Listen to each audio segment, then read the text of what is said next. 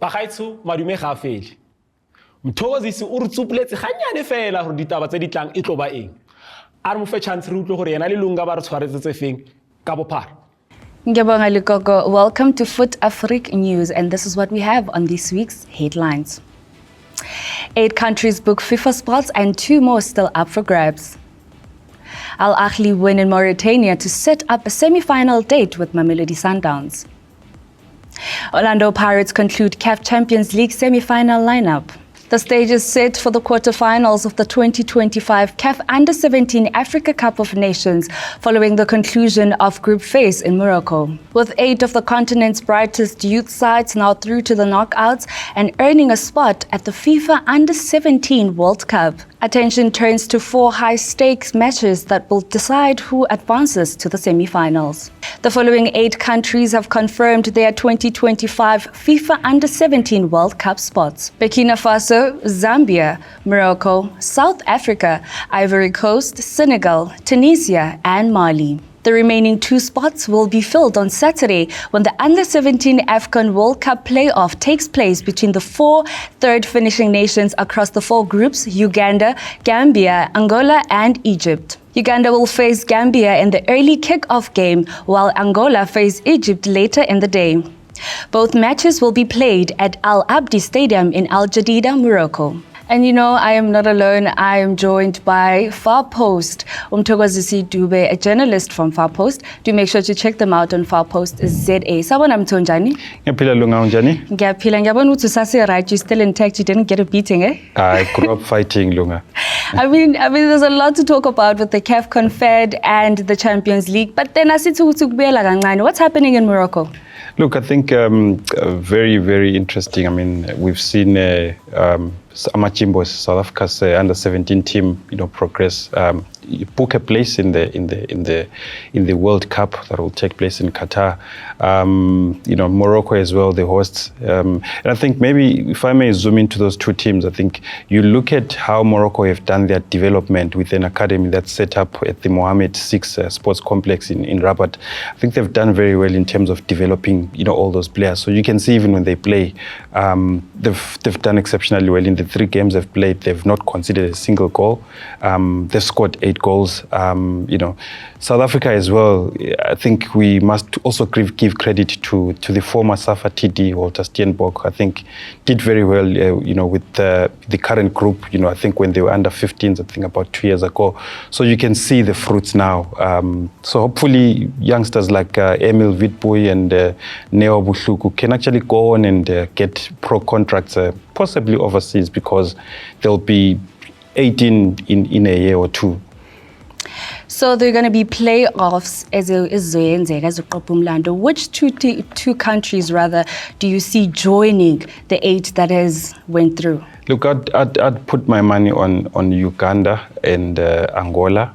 I think obviously, based on how they've played in the competition. Of course, Uganda didn't start off very well with that 5-0 trapping, but I suppose they would have, learned lessons from it.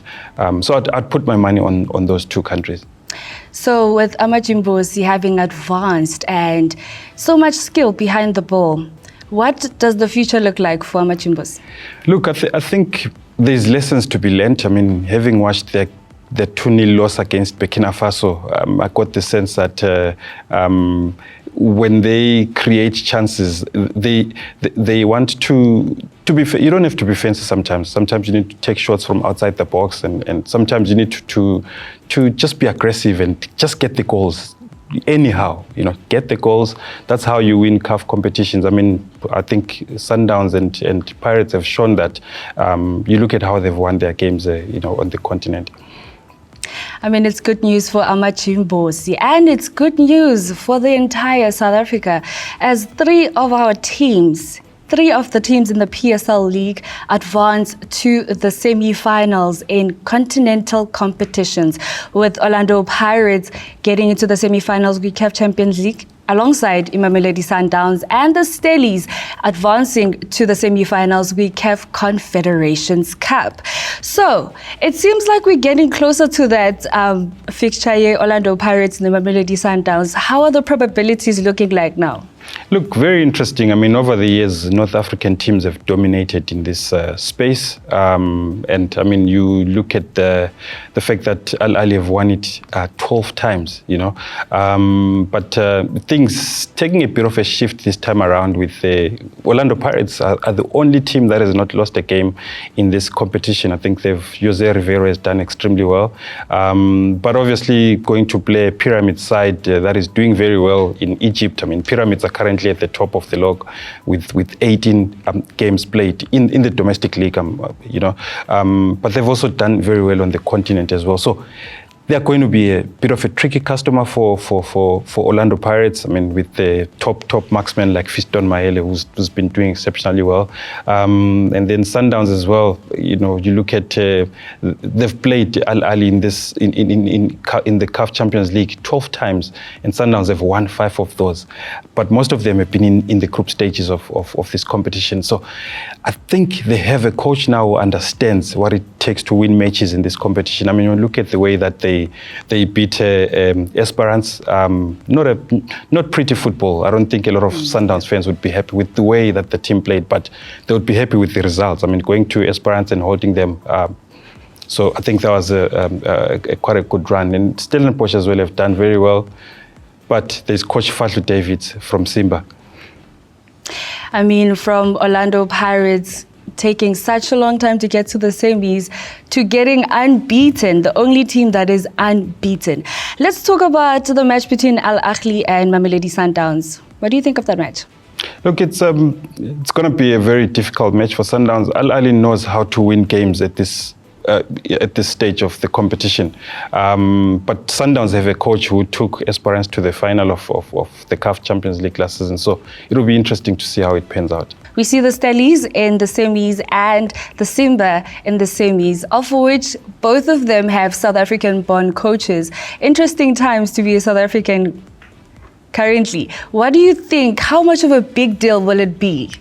Look, it's a massive thing, I mean, for South African football. First, for Stellenbosch to be where they are now, I think it's a massive achievement. And then for Fatu Davids, he took over a team that had not won any significant trophy in the last 3 years, with Younger dominating. He's turned them around. Now they're getting into the semi-final of the CAF Confed Cup. So whoever wins that match, I think it will be a win for South African football. I mean, we are running out of time, but let's just slot in that 15 seconds challenge to dilute this whole conversation. So I'm going to ask you questions within 15 seconds. You have to answer as many questions as possible. So next week, how will you perform? Ne? Yeah. Are you ready? I'm ready. In 3, 2, 1, let's go. Which team won the Champions League last season? Ahly.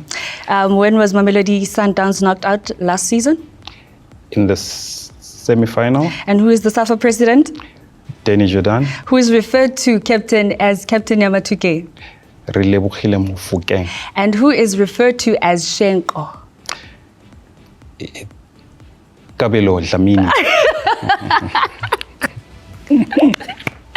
Well, that is amazing. That's amazing scoreline. So what's in next week? How will you do? Back to you, Lekoko. Hey, Lunga, Ariti. Ahly Sundowns, Khotowamang, Ratabona, but it's going to be an interesting encounter. Do make sure you stay with Mzansi Fundis, because right now, we're going to be talking about local. Local is lekker. Tiskia mo Mzansi. Hariwa second half, Dula Lerona.